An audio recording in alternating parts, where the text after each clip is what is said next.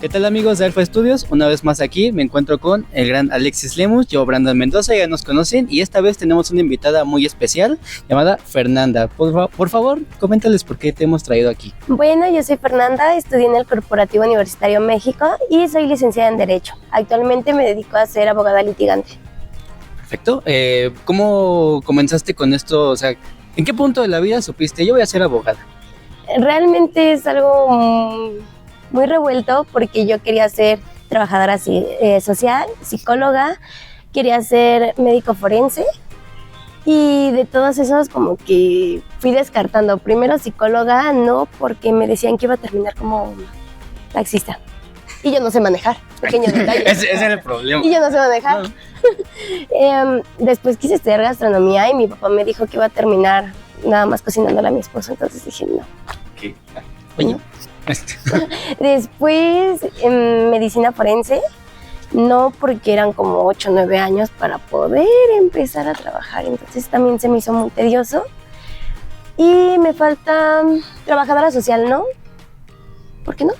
Y entonces de todas las cosas que me empezaron a gustar, empecé a sacar lo mejor de todo y creo que Derecho tiene un poquito de todo. Justo era lo que te iba a comentar. Entonces metes un poquito de cada cosa y aprendes muchas otras ciencias. Aparte también tengo el diplomado en criminalística. Entonces a través de eso pues he conocido otras técnicas que me empezaron a sacar un poquito la espina de medicina forense u otras cosas, psicología. Ahora que comentas lo de criminalística, ¿qué fue lo que te llamó la atención? O sea, ¿estás como especializada en ese ramo? Es un diplomado en esa materia en la cual llevas muchas otras ciencias, muchas otras ramas y es muy interesante porque llevas la parte de psicología dentro de la criminología. Empiezas a ver el lenguaje de las personas, a empezarlas a entender e incluso muchas personas que se adentran pueden llegar a manipular a las personas con esos conocimientos.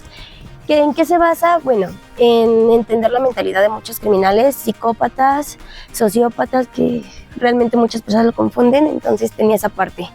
También veíamos lo que es medicina forense, embalsamar a personas y ver los órganos de las personas también. En algún momento abrimos un cerdito, no lo hagan, muy poco pro animal.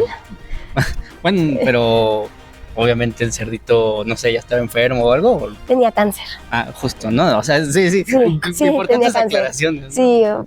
Le hicimos la necropsia y ya vimos sus órganos, el peso y todo eso. ¿Por qué con un cerdito? Porque su anatomía es relativamente parecida a la de un humano. Y es complicado aparte conseguir cuerpos. Sí, ¿no? Sí, es posible ir a ver, más no poder intervenir. Entonces con un cerdo es más fácil poderlo hacer en la escuela. En esta parte de que no puedes justo intervenir, porque me imagino que hay especialistas aparte, pero tú como pues, abogada, defensora, no sé, ¿has estado en casos penales donde tengas que ir a ver los cuerpos, digamos? Actualmente no, sí he tenido acercamientos en cuanto a la carpeta, pero no he vivido en carne propia. En las carpetas sí lo he checado y realmente son cosas que parece que las estuvieras experimentando, son muy explícitas. En esto ¿cuánto tiempo llevas que te recibiste? Hace 1 año y medio y estoy trabajando desde hace 2 años en esto. 2 años ya, bueno, está bien. ¿Y podrías compartirnos cuál ha sido tu experiencia más, pues, no sé si fuerte o significativa, lo que nos quieras decir? Esto estuvo intenso. Pues no tanto por lo intenso, pero yo creo que fue algo muy sentimental para mí, porque fue una revuelta. Actualmente lo que es perspectiva de género yo considero que está sobrepasando límites y barreras. Entonces, en esta ocasión, una mujer dijo que supuestamente su ex suegro se acaba de separar de su esposo, decía que su ex suegro había abusado de su cuñada. Entonces la cuñada dijo, yo no voy a apoyar eso no pasó, lo negó. Entonces a través de eso la señora empezó a terapiar mucho a su hija como de 4 años y la niña decía que su abuela la había violado cuando no fue cierto, únicamente por coraje a su ex esposo porque la dejó. Entonces cuando hacen la detención de esta persona, a los 2 días fallece porque tenía diabetes. Entonces no tuvo los cuidados necesarios, las emociones y todo eso. A los 2 días fallece el señor. Y realmente en lo personal fue sentimental porque dije, perdiste la vida, tu hijo perdió a su papá y todo por elegir mal a su pareja. Y realmente es algo que se da muy común, o sea, no es algo que veas una vez en la vida. Con la perspectiva de género, ahorita muchas mujeres se aprovechan de eso para poder causarle el mal a alguien sin medir consecuencias. Oye, me contabas antes de iniciar a grabar que te dedicas igual a la parte de las denuncias en línea, ¿no? ¿Qué opinas al respecto de estas nuevas implementaciones y además del crecimiento en este proceso? El trabajar en línea es algo bueno en algunas partes, pero también tedioso porque a veces el sistema se cae. Eso de las denuncias en línea es algo muy práctico porque, por ejemplo, hoy hice una de Puebla y ayer una del estado. Es algo muy rápido y muy práctico, pero el sistema se cae, se vuelve tedioso. Lo que sí es que ahorras tiempo en cuanto a ir a esperar a ver si el Ministerio Público te puede atender, si no, pues te esperas 2 horas y si no regresas mañana.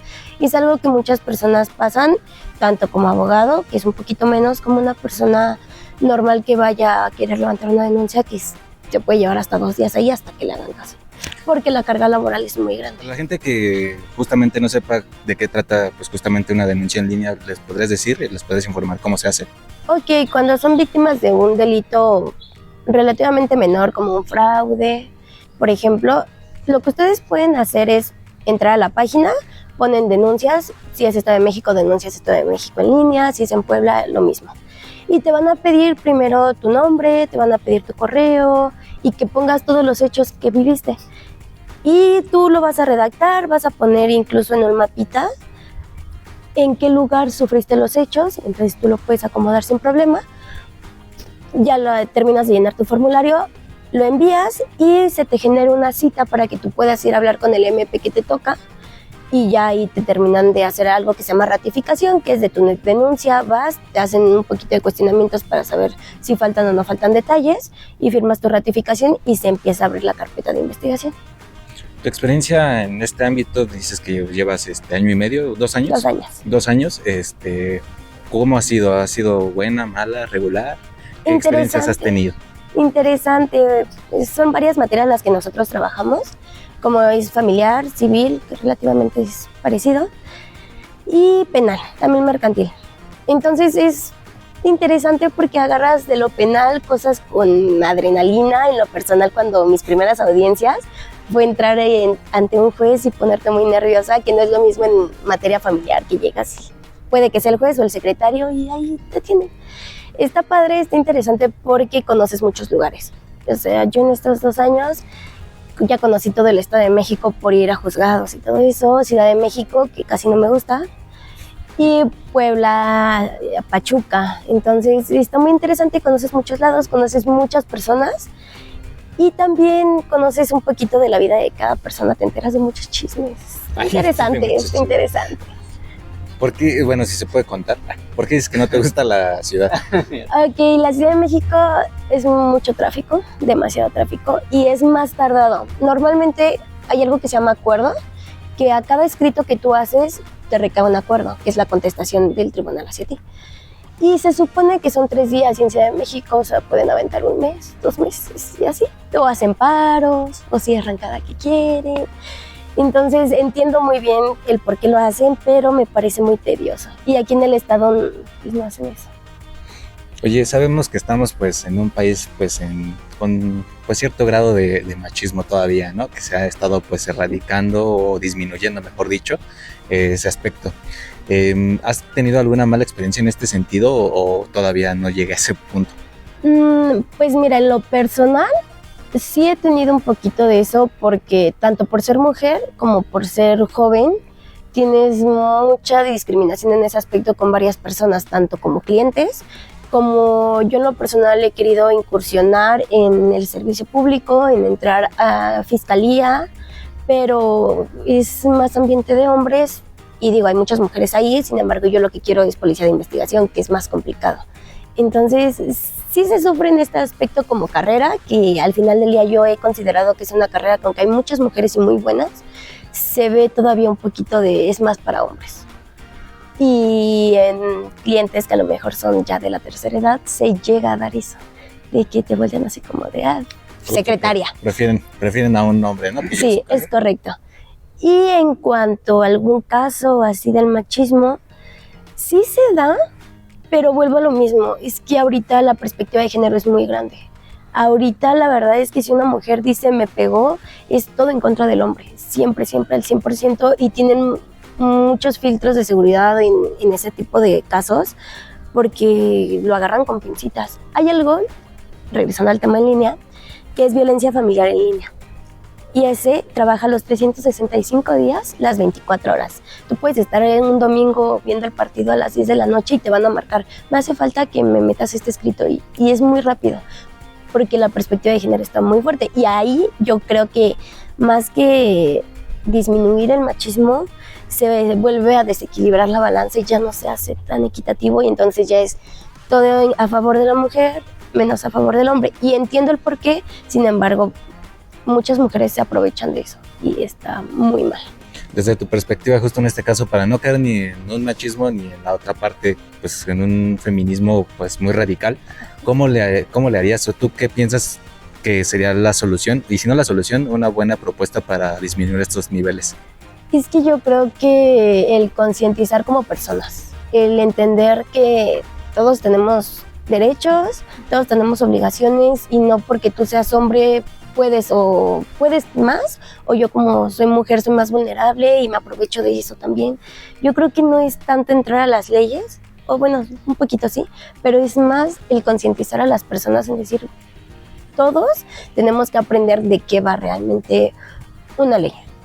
Por ejemplo, el feminicidio, muchas personas dicen que toda muerte de mujer es feminicidio, y no es correcto. O sea, hay homicidios, hay feminicidios, hay homicidio con agravante de perspectiva de género también, que ahí también pudo haber entrado por razón de ser mujer. ¿Puedes compartirnos cómo se diferencia entre decir ahorita lo que vas a comentar? No todos son feminicidios, puede ser que una mujer haya sido víctima, claro, obvio, está mal, pero ¿en qué punto lo divides en esto sí fue y esto solo fue un homicidio? Bueno, por ponerte 3 ejemplos, el feminicidio textual diría muerte de una mujer por razón de ser mujer, palabras más, palabras menos, pero así viene en el código: feminicidio, muerte de una mujer por razón de ser mujer. Y empieza ahí a poner, bueno, se vuelve feminicidio si matas a una mujer y dejas su cuerpo en público, ya es feminicidio. Se vuelve feminicidio cuando tu esposo a tu esposa o un familiar cercano con confianza. Ahí también se vuelve feminicidio. Y volvemos, se vuelve feminicidio porque eres mujer, yo odio a las mujeres porque tengo traumas y te voy a... Ahí también es otro caso de feminicidio. Y ahorita, bueno, dejando un poquito eso de lado, nos comentabas acerca de es difícil, ¿no? Ambiente en donde dices, es más de hombres, esto es más de mujeres. En este sentido, ¿tú tienes figuras referentes o que te hayan inspirado, o que incluso a hoy en día digas, yo quiero ser, o a lo mejor que no quieras ser como ella, pero sino que digas, me interesa, me inspira lo que hace, lo que dice esta persona en tu labor?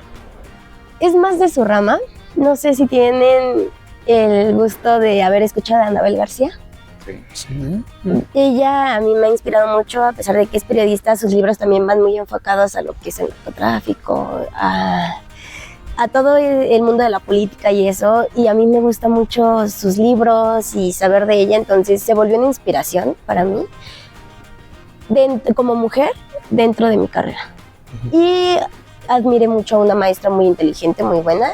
Ahorita ella es secretaria de juzgados, pero ella también para mí es una mujer muy admirable porque es muy lista y trabaja muy bien.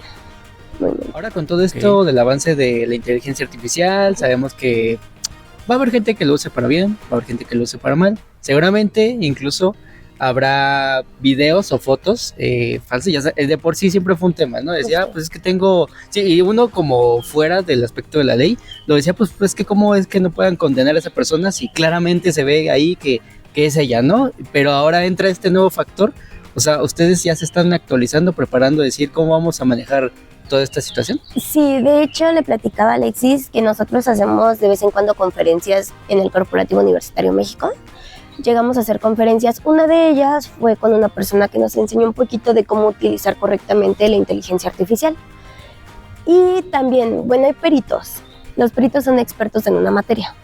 Entonces tú puedes meter peritos en fotografía y ellos van haciendo dentro de sus estudios las diligencias necesarias para poder saber si realmente es una persona, como por ejemplo hay algo que es antropometría forense. Y por ejemplo tú puedes ver en una cámara que una persona con las características de Alexis acaba de asaltar.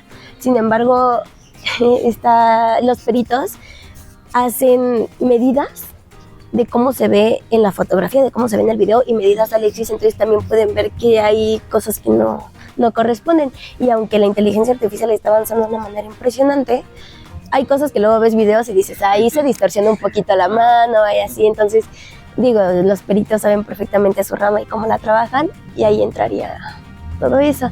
Sin embargo, pues no te van a condenar por una prueba. Te condenan a través de un seguimiento de un proceso de investigación. Y en estos casos que nos cuentas, digo, ¿hay alguno que te haya marcado pues emocionalmente o que hasta ahora sea como el más fuerte en el que hayas estado? Pues hasta la fecha no, uno así que me haya tenido tanto no. Creo que tengo hasta cierto punto un cierto nivel de frialdad, porque cuando embalsamé, mi primer embalsamamiento fue de un bebé. Entonces muchas personas se ponían nerviosas o se salían así. Para mí es como, no, pues es trabajo. O sea, sí, pero ¿cómo que ¿algún consejo que le pudieras dar igual a las mujeres que quisieran entrar en este mismo ámbito? Pues en general, siempre ser seria, no te sientas presionada por las personas que te rodean. Vas a encontrar, en esta y en todas las ramas, vas a encontrar siempre personas que se quieran aprovechar de que eres joven, de que eres inexperta, y siempre poner un límite es la mejor opción. Y también a los futuros pasantes, no se desanimen, es muy pesado, pero en algún momento todo tiene sus frutos. ¿Tú crees que ya estás viendo esos frutos hoy en día? Sí. ¿Por qué? ¿Nos puedes contar un poco? Pues bueno, en comparativa con muchos colegas que tengo el gusto de platicar, pues hay a quienes como pasantes les pagan con conocimiento, ¿no? Y ya. Claro, la típica. Sí, y otros que les pagan 500 pesos y otros que les pagan 800, y yo tengo la fortuna de que no me va mal. Además tengo bonos y gracias a la poca o mucha experiencia que estoy teniendo, también ya tengo casos apartes con otros amigos que te van dejando más ingresos. ¿Nos puedes contar un poco del proceso de la acción penal promovida por particulares? Claro. Ok, esa es algo que incluso muchos abogados desconocen, que es tú como abogado particular puedes llegar y empezar a abrir tu propia carpeta de investigación ante el juzgado. ¿Cómo lo vas a hacer? Bueno, por ejemplo, en fraude es hasta cierta cantidad, tú no puedes hacerlo más de, me parece, como de 200,000 pesos, no puede ir más allá. Tiene cierta cuantía porque son cosas muy pequeñas y es por querella forzosamente. Entonces, delitos por querella que no tengan una cuantía tan alta, tú puedes empezar tu denuncia, llevar tus pruebas y se comienza a abrir tu carpeta de investigación ya en juzgado. Se te selecciona el Ministerio Público que te va a estar apoyando, pero realmente tú eres el que va a llevar todo ese proceso y es más rápido. Oye, tengo una duda.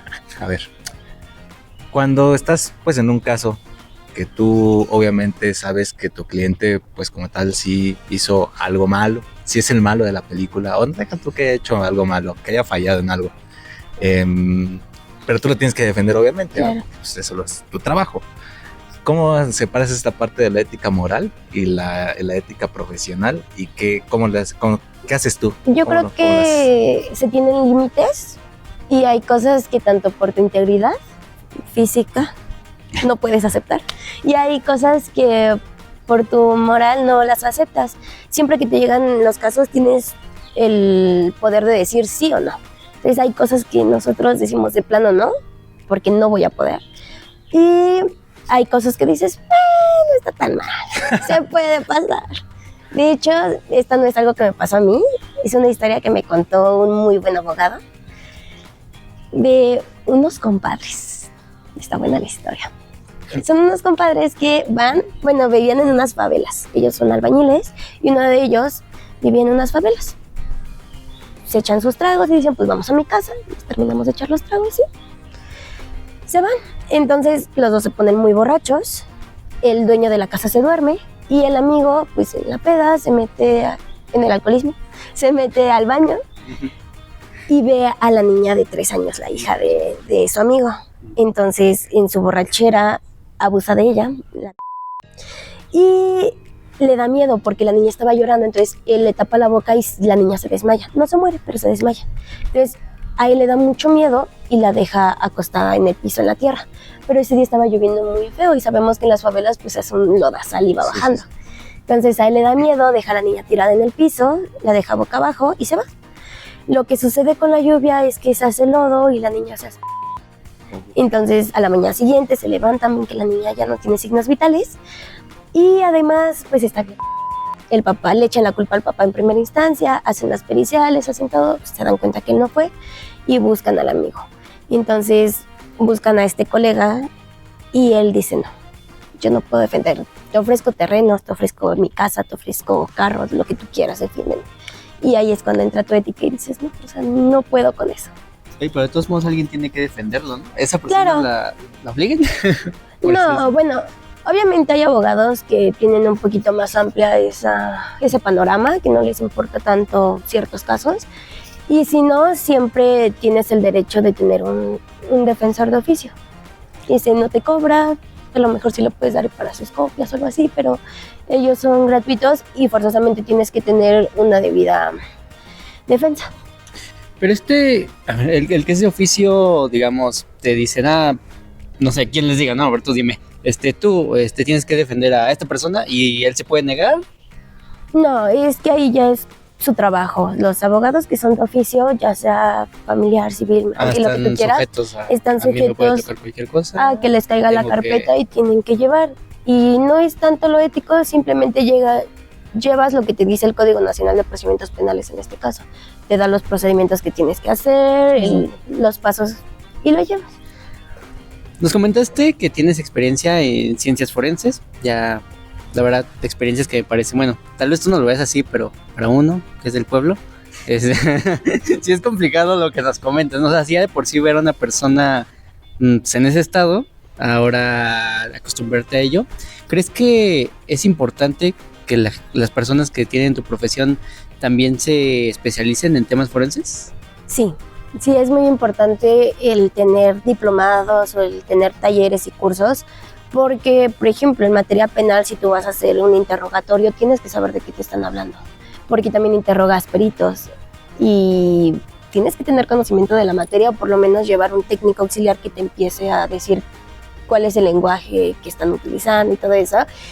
Hay lenguaje que nosotros utilizamos que a veces pues, muchas personas no entenderían y los peritos también, los médicos también, son lenguajes muy amplios, tienes que tener conocimiento porque en ocasiones es muy fácil que te engañe un perito porque tú estás ante el desconocimiento y evidentemente el juez puede que también esté en el desconocimiento. Y, por ejemplo, una persona que fue asfixiada o ahogada más bien, le salen como puntitos azules en la boca. Entonces pueden decir que fue muerta.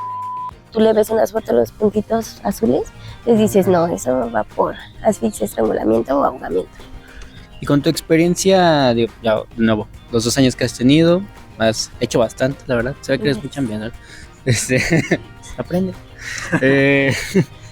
¿Sí dirías que sí empata lo que viste en aulas con lo que estás viviendo ya en el campo laboral? ¿O le agregarías, le quitarías algo desde tu perspectiva? Yo creo que en la escuela ves mucha teoría. Y lees y sí puede que hay cosas que dices, de eso sí me acuerdo, pero es más como en teoría. La práctica es muy diferente, es sumamente diferente porque hasta saber dirigirte con las personas te ayuda. El saber cómo pasar a platicar con algún secretario o con cualquier persona te ayuda. Hay algo que es como, hay abogados que son déspotas y llegan y gritan y eso, entonces pues también estás en la necesidad de estarles haciendo el trabajo tan rápido y te tardas 30 veces más. Entonces el llegar desde una perspectiva amable y eso te apoya y te ayuda a tener más practicidad en tu trabajo. El poder pedir un expediente en el archivo, pues es algo que muchos tienen hasta nervios de llegar y nada más dar tu papelito y pues también. Y hay muchos que no te lo explican en la universidad y sí me ha tocado ver a quienes les sucede que llegan, piden su expediente como pasantes nuevos y quieren llevarse su expediente psicológico. Y es como de no la puedes sacar del juzgado, espérame tantito, y eso no te lo enseñan en la universidad. Son cosas que vas aprendiendo, sobre la marcha, ¿no? Justo. Es como los procedimientos del SAT, así. Ándale, yo no sé del Uno SAT. espera que ya sepas, pero es Yo no sé del SAT. Eso me lo hubieran enseñado en la primaria. verdad. Bueno, para ya ir concluyendo con esto, ¿cómo te ves tú, claro, manera profesional, de aquí, no sé, que 5 o 10 años, que tú digas, yo quiero hacer esto, llegar a tal lugar, tal vez trabajar aquí? Por una parte, cumplir mi sueño de ser policía de investigación, y que esta cosita de 1.48 armada sería increíble. Y por otra parte, me gusta mucho litigar. Quisiera aprender cada vez más y mucho más y tener mi despacho y ser yo, o seguir ahí donde estoy con mi jefe, pero ya teniendo yo todos mis casos y por completo. Ahorita que dices lo del despacho, ¿ya lo tienes pues como cimentado o es apenas un sueño? No lo quiero cimentar todavía porque es una materia muy grande, bueno, son materias muy grandes que tienes que aprender mucho y el ahorita aventarte es como de, no, a ver, espérame tantito, te falta mucho por aprender, mucho por experimentar porque todos los casos son diferentes, todos tienen una pequeña cosita que los cambia totalmente y siempre te salen sorpresas y siempre vienen cosas nuevas, entonces ahorita aventarte es algo muy riesgoso, pero sí, en mi casa tengo mi oficinita. No sé, también está su casa. Buena para las fiestas. Bueno, ¿qué te digo? No. Por último, digo, hace rato te pedí un consejo para las mujeres que iban entrando en este ámbito, pero ahora les podrías compartir algún consejo a la gente en general que está dentro de esto, que quiere entrar en esto y en general, que ya sea en tu carrera o en cualquier otra, algún consejo que les tengas que dar. Pues yo creo que a veces vas a pasar hambre, a veces vas a pasar frío, a veces te vas a mojar, a veces vas a tener días muy complicados y muy difíciles, a veces te van a regañar, te van a decir de todo, personas que estaban ahí y que nada más te vieron pasar, pero yo creo que todo es el temple y el querer seguir. Hay muchas personas que lamentablemente terminan su carrera y no lo ejercen porque no tuvieron tanta fuerza de voluntad de seguir soportando eso, pero yo creo que con el paso del tiempo todo va valiendo la pena. Bien, pues ahí lo tienen, señores y señores. Ella fue María Fernanda, la mejor abogada de México, si me lo preguntan a mí. No es cierto, es una Ya lo amiga. saqué 3 veces. De hecho, ya me ha ayudado unas cuantas veces. Ya lo saqué 3. No, pero te agradecemos por tu tiempo, que te hayas dado el tiempo de venir hacia acá. Ya sabemos que eres una persona muy ocupada. Ya sé, le debo una Maruchan por haber venido, ¿no? Ah, no, una sopa instantánea. Sí. Una sopa instantánea, porque no decimos marcas. No, te agradecemos por haber venido, que nos hayas compartido pues, justamente tus conocimientos, tus experiencias. Esperamos que le ayude a alguien del otro lado, pues precisamente a lo que ellos se dedican, ¿no? Pero bueno, ahí lo tienen. Nuevos invitados cada semana, ya sea de Lucerna, de afuera, no importa de dónde, pero les estamos trayendo y no se lo pierdan próximamente el programa porque vamos a estar trayendo a maestras y maestros muy conocidos aquí en Lucerna. Pero bueno, ahí lo tienen. Yo soy Alex Lemos, a nombre de Brandon Mendoza, les agradecemos. Nos vemos en la siguiente. Bye.